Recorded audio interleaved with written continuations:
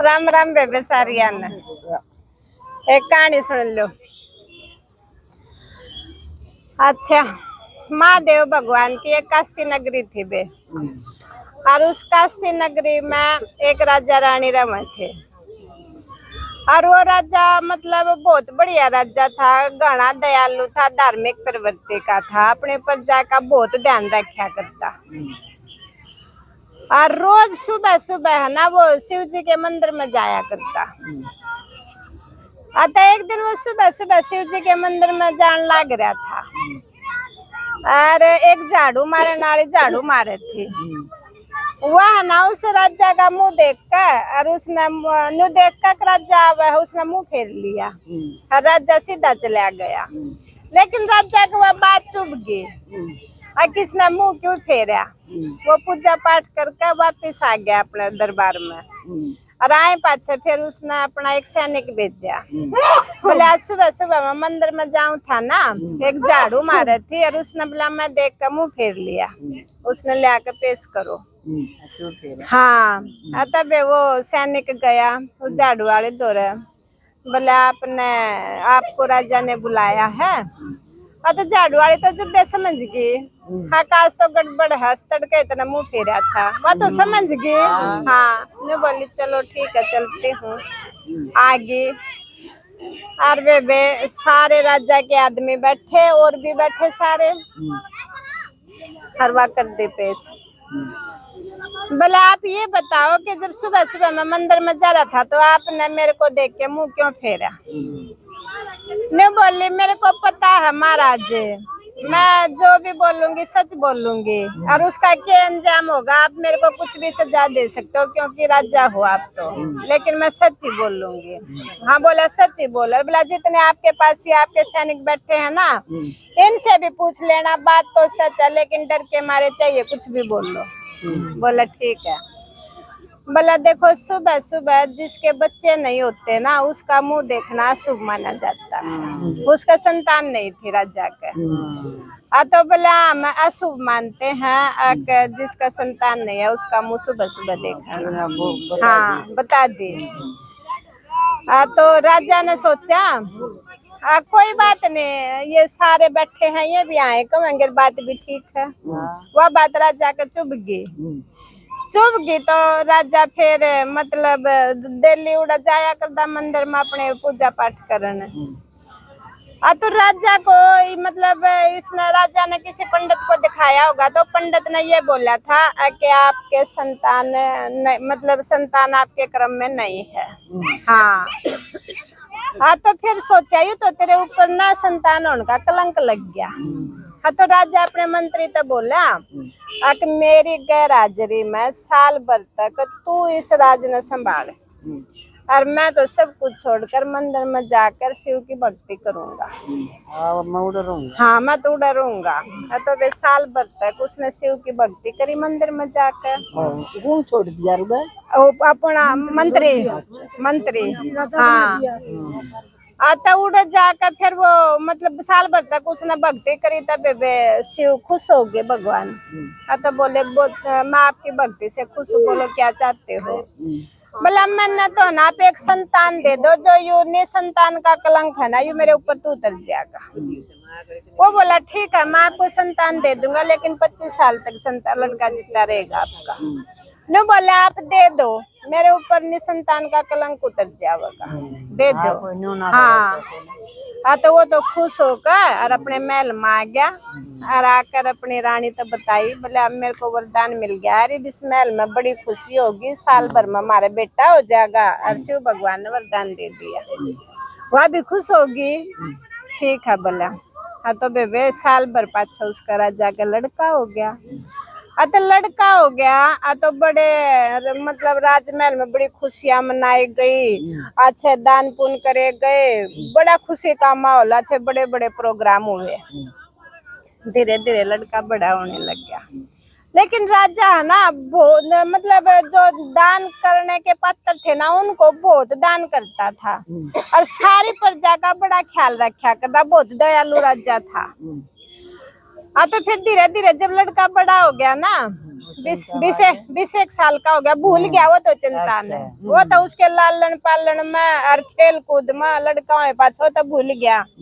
आगे 25 साल का है और 21 साल का हो गया। जब सियाना हो गया, सियाना हो पाछा अपना एक पास के नगर में एक और राजकुमार था, उसकी बेटी थी और वह भी इतने बढ़िया आदमी। तेन कागरत जिसे माँ बाप होना वह संस्कार बालक में भी आया करे। हाँ तो वह माँ बाप राजा रानी बहुत बढ़िया थे और उनकी बेटी भी उन जैसी संस्कारी थी, वह भी बतेरा दान पुण्य कराया कर दे। लेकिन उस लड़की का एक रूल था, वह सुबह उठ कर नहा धोकर और खाना जब खाया कर दे जब एक भूखे को भोजन करा लिया कर दे, ये उसका रूल था। किसी भूखे को भोजन कराए बिना वह खाना नहीं खाती थी। हाँ तो उसके साथ उसका रिश्ता तय कर दिया, शादी होगी। राजकुमार खुश है, अकबर बहुत बढ़िया पत्नी मिली, राजकुमारी खुश, बहुत बढ़िया राजकुमारी मिला और सारे ठाठ ढोल नगाड़ा के साथ उसकी ब्याह शादी होगी, खूब उन्नत दान करा। और फिर जब वो राजा में ना 2-4 साल उसके 25 साल में, जब राजा के एकदम याद आवे है क्यों तो थोड़े दिन का रह गया। हाँ तो फिर क्या करे है वो राजा, चिंता में पड़ जावे है और दिन पर दिन कमजोर होने लग जावे है। हाँ अकीब तयू लड़का जावेगा और उधर जब फिर टाइम नजदीक आ लिया ना, उधर उसने यमलोक में यमराज ने अपने वह तैयार कर दिया यम के दूत, अब भाई उसका टाइम आन हो रहा है, लाना पड़ेगा और उसकी मौत लिख दे, आगे सरप काटन तो मरेगा। हाँ और फिर उससे नगर में एक गरीब ब्राह्मण रहता और उस ब्राह्मण का एक का बेटी थी और उसने वह अपनी बेटी जिसका ब्याह रखी थी, वो आदमी बहुत नशा कर रहा था, वो उसने मारपीट दे था और उस वह लड़की थी बेचारी पेटते हैं, तो वह उस अपने पति की मारपीट तो दुखी होकर और अपने पिताजी के घर आएगी।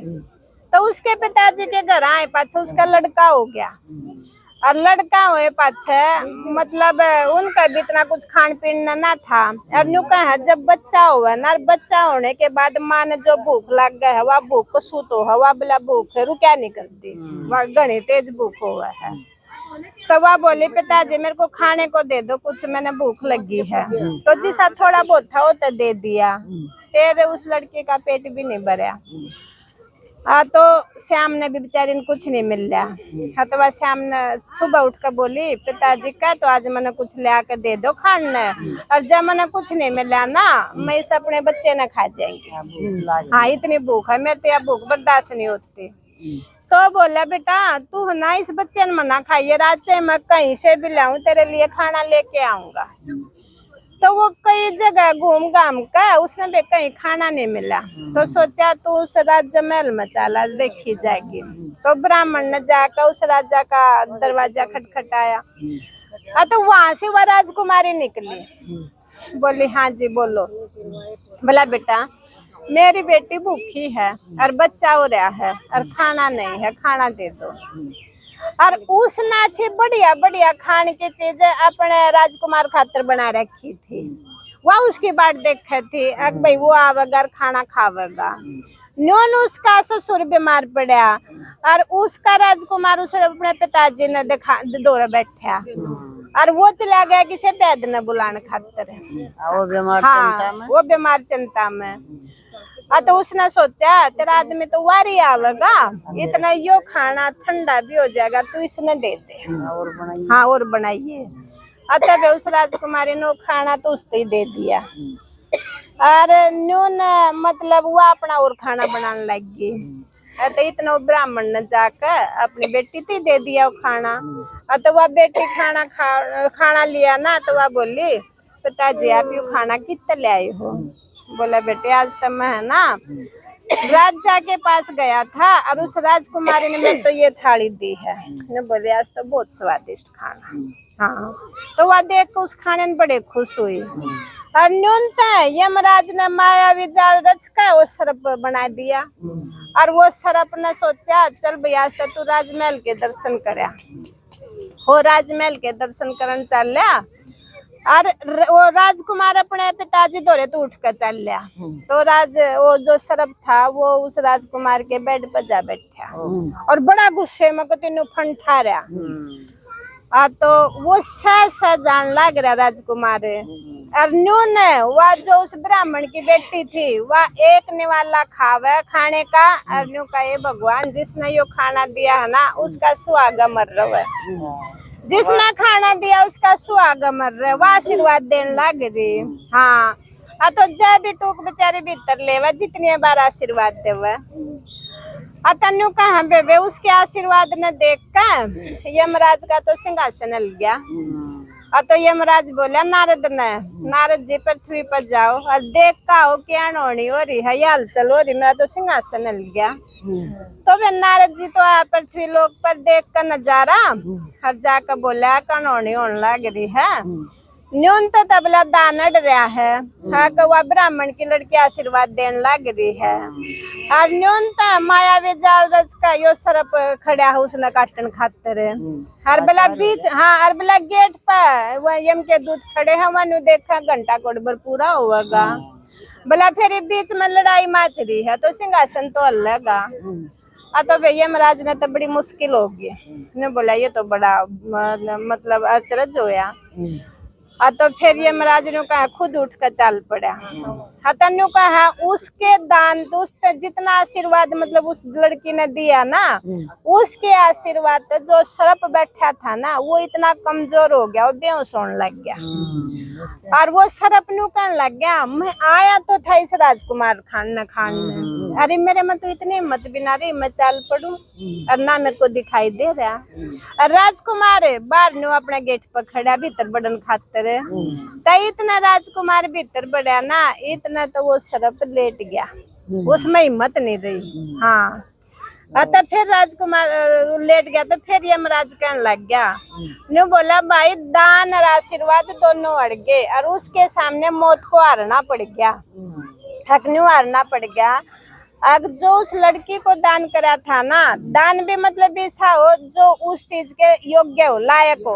हाँ न्यू ने अगर भूखा हो जो जरूरतमंद हो तो जरूरतमंद को किया हुआ दान और उसके मन से फिर शांति के द्वारा कितना अच्छा आशीर्वाद निकलता है। तो बोला यू दान और आशीर्वाद दोनों अड़का मौत भी हरा दी। हाँ तब वो राजा का लड़का बच गया। तनु का हाँ कभी कभी है ना दान और आशीर्वाद ये दो चीज ऐसी हैं जो अपने औलाद ने मौत में भी टाल सकते हैं।